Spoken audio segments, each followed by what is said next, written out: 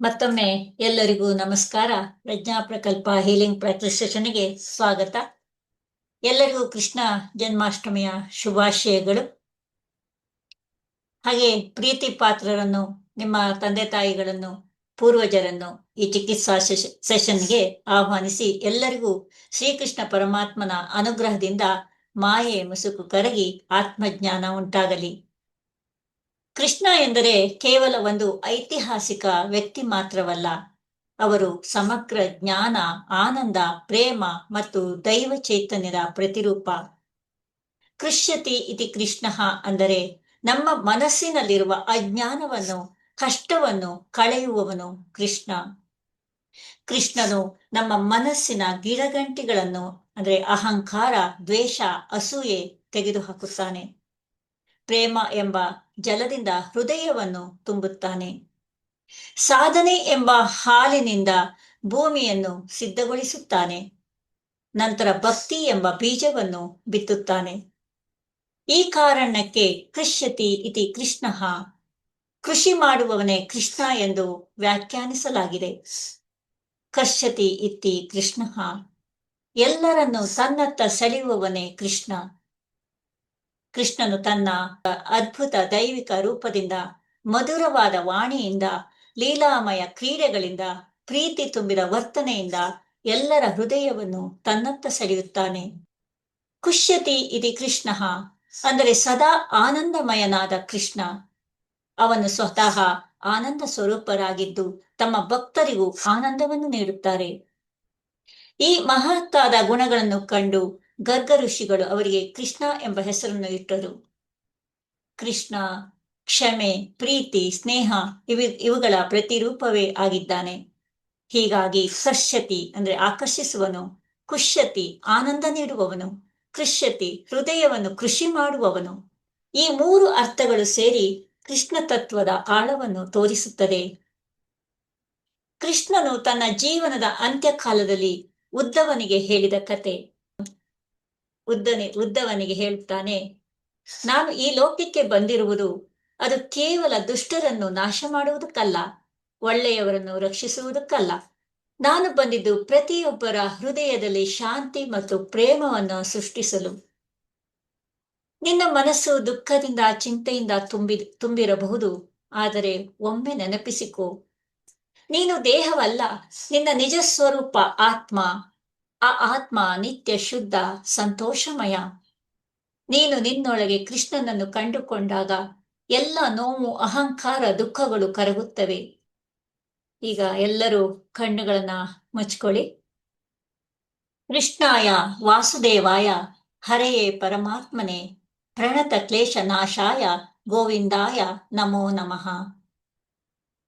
ಈಗ ಹೇಳ್ಕೊಳ್ಳಿ, ನನ್ನ ಆತ್ಮೀಯ ಶ್ರೀಕೃಷ್ಣ ಪರಮಾತ್ಮ ಅಜ್ಞಾನದಿಂದ, ಅಹಂಕಾರದಿಂದ ನಿನಗೆ ಶರಣಾಗದೆ ನಾನೇ ಎಲ್ಲವನ್ನು ಬಗೆಹರಿಸಿಕೊಳ್ಳುತ್ತೇನೆ.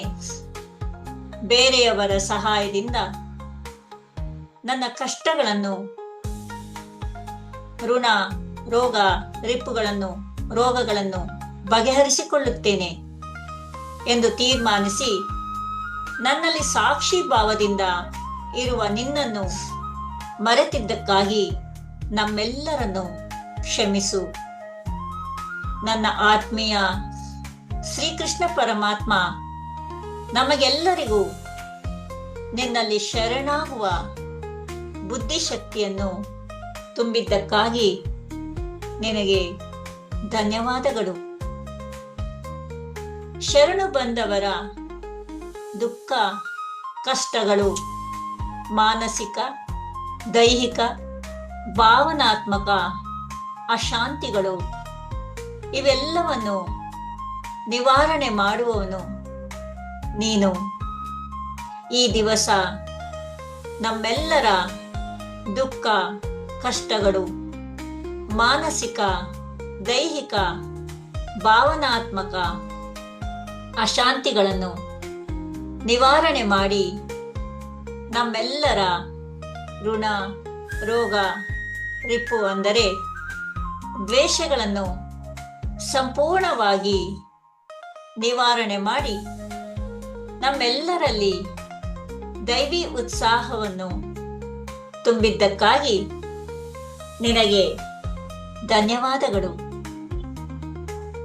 ನನ್ನ ಆತ್ಮೀಯ ಶ್ರೀಕೃಷ್ಣ ಪರಮಾತ್ಮ ನಮಗೆಲ್ಲರಿಗೂ ಕ್ಷಮಿಸುವ ಗುಣ, ನಮ್ಮನ್ನು ನಾವು ಕ್ಷಮಿಸಿಕೊಳ್ಳುವ ಗುಣ, ಇತರರನ್ನು ಕ್ಷಮಿಸುವ ಗುಣ, ಸಹನೆ, ತಾಳ್ಮೆ, ಪ್ರೀತಿ ಇವುಗಳನ್ನು ಕೊಟ್ಟು ಅನುಗ್ರಹಿಸಿದ್ದಕ್ಕಾಗಿ ನಿನಗೆ ಧನ್ಯವಾದಗಳು.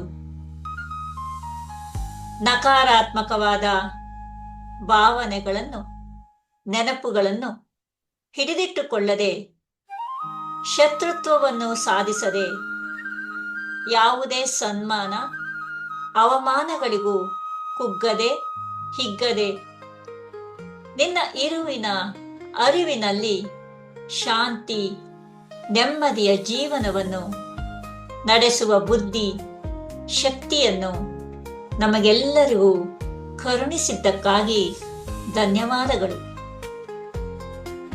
ನಿನಗೆ ಶರಣಾದ ನಮ್ಮನ್ನು ಖಂಡಿತವಾಗಿಯೂ ನೀನು ರಕ್ಷಿಸುತ್ತೀಯ ಎನ್ನುವ ದೃಢ ನಂಬಿಕೆಯನ್ನು ನಮಗೆಲ್ಲರಿಗೂ ಅನುಗ್ರಹಿಸಿದ್ದಕ್ಕಾಗಿ ನಿಮಗೆ ಧನ್ಯವಾದಗಳು. ನಾವು ನಿಮ್ಮನ್ನು ಪ್ರೀತಿಸುತ್ತೇವೆ. ನಿಮ್ಮೆಲ್ಲರ ಮನಸ್ಸಿನಲ್ಲಿ ಮೂಡುವ ಸೃಷ್ಟಿಗೆ ಸಂಬಂಧಪಟ್ಟ ಅನೇಕ ಸಂಶಯಗಳಿಗೆ ಶ್ರೀಕೃಷ್ಣ ಪರಮಾತ್ಮ ಅವರ ಆತ್ಮೀಯ ಉದ್ದವನಿಗೆ ಕೊಟ್ಟ ಉತ್ತರದಿಂದ ನಮ್ಮ ಸಂಶಯವನ್ನು ನಿವಾರಣೆ ಮಾಡಿಕೊಳ್ಳಬಹುದು. ಈಗ ಇದನ್ನು ಸಂಕ್ಷಿಪ್ತವಾಗಿ ತಿಳಿದುಕೊಳ್ಳೋಣ. ಇದರಿಂದ ನಾವು ಎಲ್ಲಿ ತಪ್ಪು ಮಾಡಿದ್ದೇವೆ, ಅದನ್ನು ಸರಿಪಡಿಸಿಕೊಳ್ಳುವುದು ಹೇಗೆ ಎಂಬ ವಿಷಯದ ಜ್ಞಾನೋದಯವಾಗುತ್ತದೆ. ಬಾಲ್ಯದಿಂದಲೂ ಉದ್ದವ ಕೃಷ್ಣನಿಗೆ ಹತ್ತಿರವಾಗಿದ್ದನು. ಅವನನ್ನು ರಥದಲ್ಲಿ ಕೂರಿಸಿ ಹಲವಾರು ವಿಧಗಳಲ್ಲಿ ಸೇವೆ ಸಲ್ಲಿಸುತ್ತಿದ್ದನು. ಅವನು ಶ್ರೀಕೃಷ್ಣನಿಂದ ಯಾವುದೇ ಆಸೆ ಅಥವಾ ವರವನ್ನು ಎಂದಿಗೂ ಕೇಳಲಿಲ್ಲ. ಕೃಷ್ಣನು ಭೂಮಿಯ ಮೇಲಿನ ತನ್ನ ಜೀವನದ ಧ್ಯೇಯವನ್ನು ಪೂರ್ಣಗೊಳಿಸುವ ಅಂಚಿನಲ್ಲಿದ್ದಾಗ ಅವನು ಉದ್ದವನನ್ನು ಕರೆದು, ಪ್ರಿಯ ಉದ್ದವ, ನನ್ನ ಈ ಅವತಾರದಲ್ಲಿ ಅನೇಕ ಜನರು ನನ್ನಿಂದ ವರಗಳನ್ನು ಕೇಳಿದ್ದಾರೆ ಮತ್ತೆ ಪಡೆದಿದ್ದಾರೆ. ಆದರೆ ನೀನು ಎಂದಿಗೂ ನನ್ನಿಂದ ಏನನ್ನೂ ಕೇಳಲಿಲ್ಲ. ಈಗ ನೀನು ಏನನ್ನಾದರೂ ಏಕೆ ಕೇಳಬಾರದು?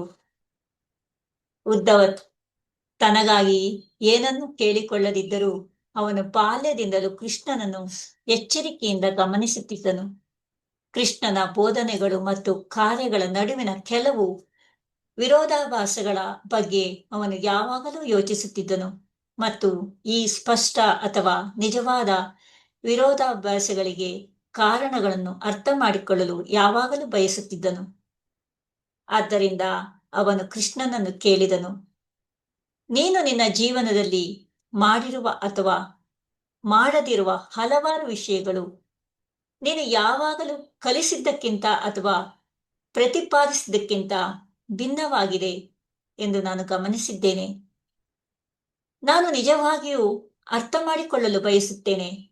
ಉದಾಹರಣೆಗೆ, ಮಹಾಯುದ್ಧದ ಸಮಯದಲ್ಲಿ ನೀನು ನಿರ್ವಹಿಸಿದ ಪಾತ್ರ ಇಂದಿಗೂ ನನ್ನನ್ನು ಗೊಂದಲಗೊಳಿಸುತ್ತಿದೆ. ನನಗೆ ಕುತೂಹಲವಿದೆ ಮತ್ತು ಅರ್ಥ ಮಾಡಿಕೊಳ್ಳಲು ಬಯಸುತ್ತೇನೆ. ನೀವು ವಿವರಿಸುತ್ತೀರಾ? ಕೃಷ್ಣ ಹೇಳಿದ. ಉದ್ದವ ದಯವಿಟ್ಟು ಹಿಂಜರಿಕೆ ಇಲ್ಲದೆ ಕೇಳಿ. ಆಗ ಉದ್ದವ, ಕೃಷ್ಣ, ನೀನು ಪಾಂಡವರ ಆತ್ಮೀಯ ಸ್ನೇಹಿತನಾಗಿದ್ದೆ. ಅವರು ನಿನ್ನನ್ನು ತಮ್ಮ ರಕ್ಷಕ ಮತ್ತು ಸ್ನೇಹಿತ ಎಂದು ಸಂಪೂರ್ಣವಾಗಿ ನಂಬಿದ್ದರು. ಏನಾಗುತ್ತಿದೆ ಎಂದು ನಿನಗೆ ತಿಳಿದಿರುವುದು ಮಾತ್ರವಲ್ಲ, ಏನಾಗಲಿದೆ ಎಂದು ನಿನಗೆ ತಿಳಿದಿದೆ. ನೀನು ಸರ್ವಜ್ಞ ಮತ್ತು ತ್ರಿಕಾಲದರ್ಶಿ. ಹಾಗಾದರೆ ನೀನು ಯುಧಿಷ್ಠಿರನನ್ನು ಆಟವಾಡುವುದನ್ನು ಏಕೆ ತಡೆಯಲಿಲ್ಲ? ಕೃಷ್ಣ ಉತ್ತರಿಸುವ ಮೊದಲೇ ಉದ್ದವ ಮುಂದುವರಿಸಿದನು. ಸರಿ, ನೀನು ಅವನನ್ನು ತಡೆಯದಿದ್ದರೂ ನೀನು ಅದೃಷ್ಟವನ್ನು ಯುಧಿಷ್ಠಿರನ ಪರವಾಗಿ ಏಕೆ ತಿರುಗಿಸಲಿಲ್ಲ? ಅದು ಧರ್ಮದ ವಿಜಯವನ್ನು ಖಚಿತಪಡಿಸುತ್ತಿತ್ತು. ಆದರೆ ನೀನು ಅದನ್ನು ಮಾಡಲಿಲ್ಲ. ಯುಧಿಷ್ಠಿರ ತನ್ನ ಸಂಪತ್ತು, ದೇಶ ಮತ್ತು ತನ್ನನ್ನು ಕಳೆದುಕೊಂಡ ನಂತರ ಆಟವನ್ನು ನಿಲ್ಲಿಸುವ ಮೂಲಕ ನೀನು ಕನಿಷ್ಠ ಪಕ್ಷ ಅವನನ್ನು ಉಳಿಸಬಹುದಿತ್ತು.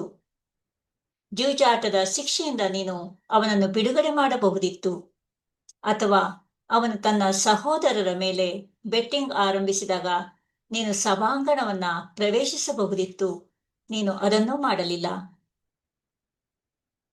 ಕನಿಷ್ಠ ಪಕ್ಷ ದುರ್ಯೋಧನನು ಯುಧಿಷ್ಠಿರನನ್ನು ದ್ರೌಪದಿಯನ್ನು ಪಣಕ್ಕಿಟ್ಟು ಕಳೆದುಕೊಂಡಿದ್ದೆನ್ನೆಲ್ಲ ಹಿಂದಿರುಗಿಸುವುದಾಗಿ ಪ್ರಲೋಭಿಸಿದಾಗ ನೀನು ಮಧ್ಯಪ್ರವೇಶಿಸಿ ನಿನ್ನ ದೈವಿಕ ಶಕ್ತಿಯಿಂದ ಯುಧಿಷ್ಠಿರನಿಗೆ ಅನುಕೂಲಕರವಾದ ರೀತಿಯಲ್ಲಿ ದಾಳಗಳನ್ನ ಉರುಳಿಸಬಹುದಿತ್ತು. ಆದರೆ ದ್ರೌಪದಿ ತನ್ನ ನಮ್ರತೆಯನ್ನು ಕಳೆದುಕೊಳ್ಳುವ ಹಂತಕ್ಕೆ ಬಂದಾಗ ಮಾತ್ರ ನಿನ್ನ ಮಧ್ಯಪ್ರವೇಶ ಬಂದಿತು. ನೀವು ನಿಮ್ಮ ಹಸ್ತಕ್ಷೇಪದಿಂದ ದ್ರೌಪದಿಯ ನಮ್ರತೆಯನ್ನು ಉಳಿಸಿದ್ದೀರಿ ಎಂದು ಎಲ್ಲರಿಗೂ ತಿಳಿದಿದೆ. ಆದರೆ ಒಬ್ಬ ಪುರುಷನು ಮಹಿಳೆಯನ್ನು ಸಭಾಂಗಣಕ್ಕೆ ಎಳೆದುಕೊಂಡು ಹೋಗಿ ಅಷ್ಟೊಂದು ಜನರ ಮುಂದೆ ಬಹುತೇಕ ವಸ್ತ್ರಾಪರಣ ಮಾಡಿದ ನಂತರ ಅವಳಲ್ಲಿ ಯಾವ ನಮ್ರತೆ ಉಳಿಯುತ್ತದೆ? ನೀವು ನಿಜವಾಗಿಯೂ ಏನನ್ನು ಉಳಿಸಿದ್ದೀರಿ? ಬಿಕ್ಕಟ್ಟಿನ ಸಮಯದಲ್ಲಿ ನೀವು ಒಬ್ಬ ವ್ಯಕ್ತಿಗೆ ಸಹಾಯ ಮಾಡಿದಾಗ ಮಾತ್ರ ನಿಮ್ಮನ್ನು ರಕ್ಷಕ ಎಂದು ಕರೆಯಬಹುದು. ಆದರೆ ನೀವು ನಿಜವಾದ ಬಿಕ್ಕಟ್ಟಿನ ಸಮಯದಲ್ಲಿ ಸಹಾಯ ಮಾಡಲಿಲ್ಲ. ಅದು ಧಾರ್ಮಿಕವೇ? ಮುಗುಳು ನಗುತ್ತಾ ಕೃಷ್ಣ ಉತ್ತರಿಸಿದನು, ಪ್ರಿಯ ಉದ್ಧವ, ಇದು ಸರಳವಾಗಿದೆ. ವಿವೇಕವನ್ನು ಬಳಸುವವನು, ಅಂದರೆ ವಿವೇಚನಾಶೀಲ ಬುದ್ಧಿಮತ್ತೆಯನ್ನು ಬಳಸುವವನು ಗೆಲ್ಲುತ್ತಾನೆ. ದುರ್ಯೋಧನನು ತನ್ನ ವಿವೇಕವನ್ನು ಬಳಸಿದನು, ಯುಧಿಷ್ಠಿರನು ಬಳಸಲಿಲ್ಲ. ಆದ್ದರಿಂದ ಯುಧಿಷ್ಠಿರನು ಸೋತನು. ಅದು ಹಾಗೆಯೇ ಆಗುತ್ತದೆ. ಉದ್ಧವ ತುಂಬಾ ಗೊಂದಲಕ್ಕೊಳಗಾಗಿ ದಿಕ್ಕು ತಪ್ಪಿದಂತೆ ತೋರುತ್ತಿತ್ತು. ಕೃಷ್ಣ ಮುಂದುವರಿಸುತ್ತಾ, ದುರ್ಯೋಧನನಿಗೆ ಜೂಜಾಡಲು ಸಂಪತ್ತು ಇದ್ದರೂ ಅವನಿಗೆ ಪಣ ತೊಡುವುದು ಹೇಗೆಂದು ತಿಳಿದಿರಲಿಲ್ಲ. ಆದ್ದರಿಂದ ಅವನ ಪಣ ತೊಡುವಾಗ ತನ್ನ ಚಿಕ್ಕಪ್ಪ ಶಕುನಿಯನ್ನು ಆಟವಾಡಲು ಬಳಸಿದನು. ಅದು ವಿವೇಕದ ಬಳಿಕ ಯುಧಿಷ್ಠಿರ ಕೂಡ ಇದೇ ರೀತಿ ಯೋಚಿಸಬಹುದಿತ್ತು ಮತ್ತು ಅವನು ಸೋದರ ಸಂಬಂಧಿಯಾದ ನಾನು ಅವನ ಪರವಾಗಿ ಆಡುತ್ತೇನೆ ಎಂದು ಹೇಳಬಹುದಿತ್ತು. ಈಗ ಶಕುನಿ ಮತ್ತು ನಾನು ಪಣ ತೊಡುವುದನ್ನು ಆಡಿದ್ದರೆ ಯಾರು ಗೆಲ್ಲುತ್ತಿದ್ದರು ಎಂದು ನೀವು ಭಾವಿಸುತ್ತೀರಿ? ಆಟದಲ್ಲಿ ನನ್ನನ್ನು ಸೇರಿಸಿಕೊಳ್ಳಲು ಅವನು ಮರೆತಿದ್ದನು. ನಾನು ಕ್ಷಮಿಸಬಲ್ಲೆ. ಆದರೆ ವಿವೇಕವಿಲ್ಲದೆ ಅವನು ಮತ್ತೊಂದು ತಪ್ಪು ಮಾಡಿದನು. ಅವನು ಆಟವಾಡುತ್ತಿದ್ದಾನೆಂದು ನನಗೆ ತಿಳಿಯಬಾರದೆಂದು ಅವನು ನಾನು ಸಭಾಂಗಣಕ್ಕೆ ಬರಬಾರದೆಂದು ಪ್ರಾರ್ಥಿಸಿದನು. ಆದ್ದರಿಂದ ಅವನು ತನ್ನ ಪ್ರಾರ್ಥನೆಗಳಿಂದ ನನ್ನನ್ನು ಕಟ್ಟಿಹಾಕಿ ಸಭಾಂಗಣಕ್ಕೆ ಬರದಂತೆ ತಡೆದನು. ನಾನು ಎಲ್ಲಾ ಸಮಯದಲ್ಲೂ ಹೊರಗೆ ಇದ್ದೆ. ಯಾರಾದರೂ ತಮ್ಮ ಪ್ರಾರ್ಥನೆಯ ಮೂಲಕ ನನ್ನನ್ನು ಕರೆಯುತ್ತಾರೆಂದು ಕಾಯುತ್ತಿದ್ದೆ. ಭೀಮ, ಅರ್ಜುನ, ನಕುಲ ಮತ್ತು ಸಹದೇವರು ದಾರಿ ತಪ್ಪಿದಾಗಲೂ ಅವರು ದುರ್ಯೋಧನನ್ನು ಶಪಿಸುತ್ತಿದ್ದರು ಮತ್ತು ತಮ್ಮ ಅದೃಷ್ಟದ ಬಗ್ಗೆ ಚಿಂತಿಸುತ್ತಿದ್ದರು. ಅವರು ನನಗೆ ಕರೆ ಮಾಡಲು ಮರೆತರು. ದುಶ್ಯಾಸನನು ತನ್ನ ಸಹೋದರನ ಆದೇಶದ ಮೇರೆಗೆ ತನ್ನ ಕೂದಲನ್ನು ಹಿಡಿದು ಎಳೆದುಕೊಂಡು ಹೋದಾಗ ದ್ರೌಪದಿ ಕೂಡ ನನಗೆ ಕರೆ ಮಾಡಲಿಲ್ಲ. ತನ್ನ ಸ್ವಂತ ಸಾಮರ್ಥ್ಯದ ಬಗ್ಗೆ ಸಂಪೂರ್ಣ ವಿಶ್ವಾಸ ಹೊಂದಿದ್ದ ಅವಳು ನ್ಯಾಯಾಲಯದಲ್ಲಿ ವಾದಕ್ಕೆ ಇಳಿದಳು. ನನಗೆ ಕರೆ ಮಾಡುವ ಅಗತ್ಯ ಅವಳಿಗೆ ಎಂದಿಗೂ ಅನಿಸಲಿಲ್ಲ.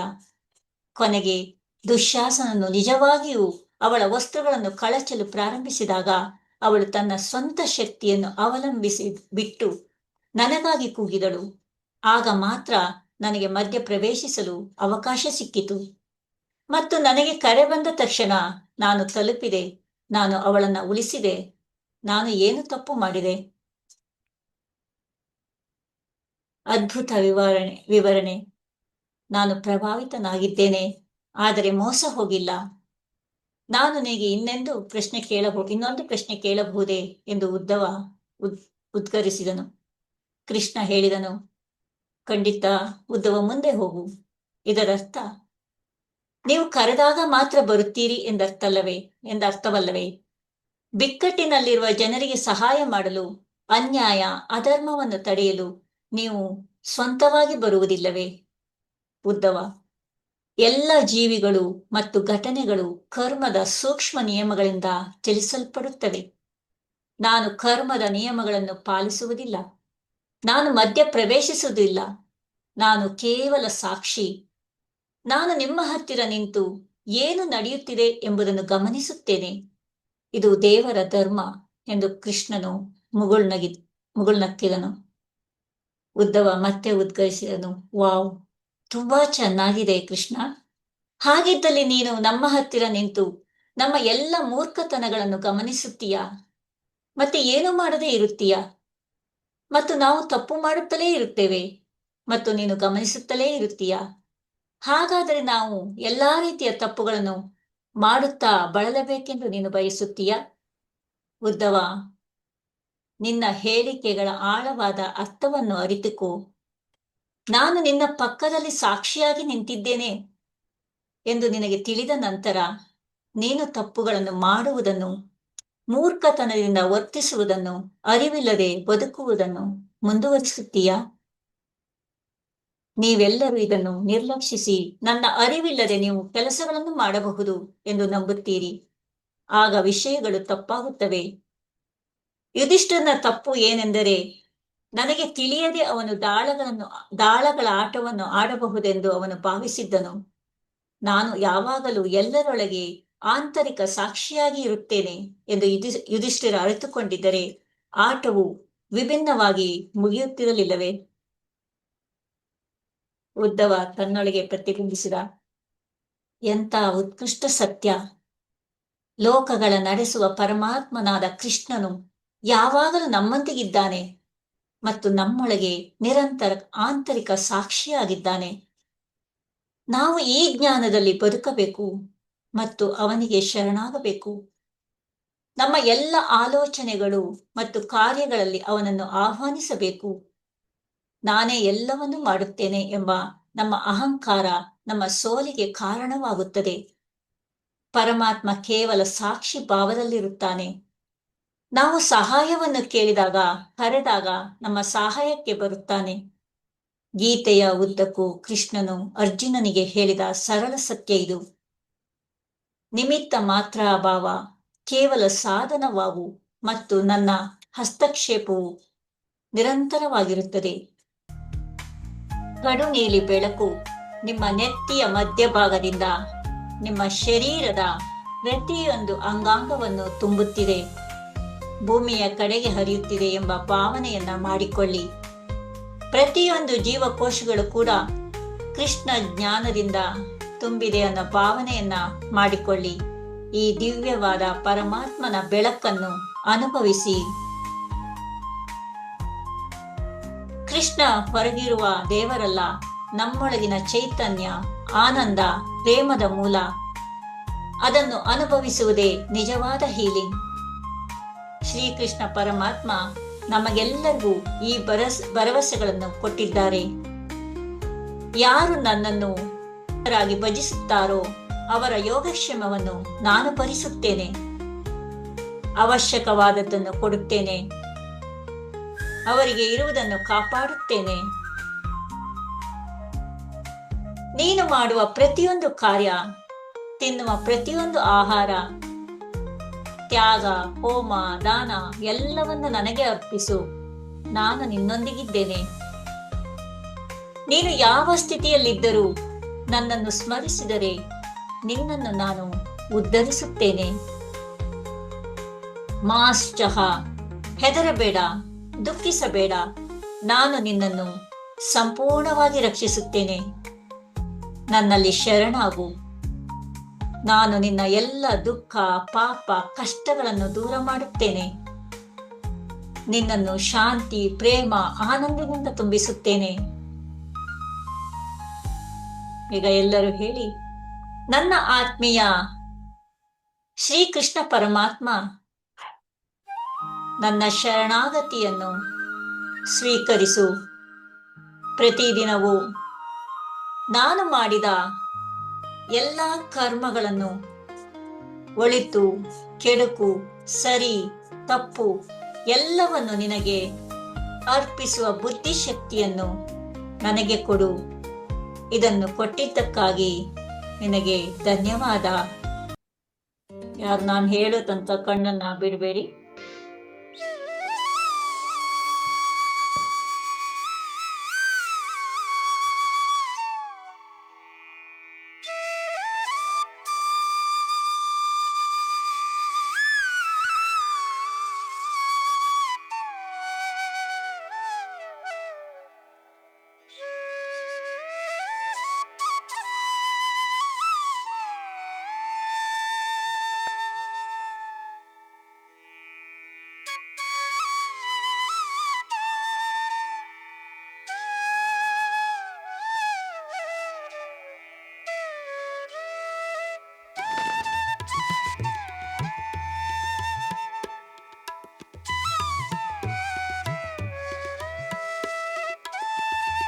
ಎಲ್ಲರೂ ಕೃಷ್ಣಾರ್ಪಣ ಮಸ್ತು ಎಂಬ ಭಾವನೆಯನ್ನು ಮಾಡಿಕೊಳ್ಳುತ್ತಾ ಎರಡೂ ಕೈಗಳನ್ನು ಒಂದಕ್ಕೊಂದು ಉಜ್ಜಿಕೊಂಡು ಅದರಿಂದ ಉತ್ಪತ್ತಿಯಾದ ಶಾಖವನ್ನು ನಿಮ್ಮ ಎರಡೂ ಕಣ್ಣುಗಳಿಗೆ ಕೊಡಿ.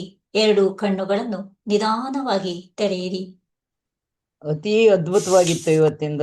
ನಾವು ಭಗವಂತನ ನೆನೆದೇ ಇಷ್ಟೆಲ್ಲ ಕಷ್ಟ ಪಡ್ತೀವಿ ಹೇಳೋದ ಅನುಭವ ಆಗ್ತಾ ಇದೆ. ಅದಷ್ಟು ಚೆನ್ನಾಗಿ ಹೀಲ್ ಮಾಡಿಸಿದೀರ ನಿಜವಾಗ್ಲು. ಮನ್ಮನಾಭವ ಮದ್ಭಕ್ತೋ ಮಧ್ಯಾಜೀನ ನಮಸ್ಕೃತಂ ಮಾಮೈ ವೈಶಸಿ ಬರುತ್ತಲ್ಲ ಅದು, ಮಾಮೇ ವೈಶಸಿ ಸತ್ಯಂತೆ ಪ್ರತಿಜಾನೆ ಪ್ರಿಯೋಸಿಮೆ ಅಂತ.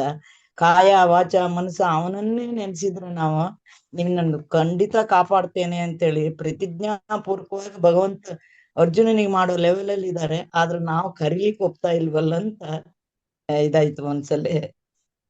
ತುಂಬಾ ಚೆನ್ನಾಗಿತ್ತು, ತುಂಬಾ ಅತಿ ಅದ್ಭುತವಾಗಿತ್ತು ನಿಜವಾಗ್ಲು.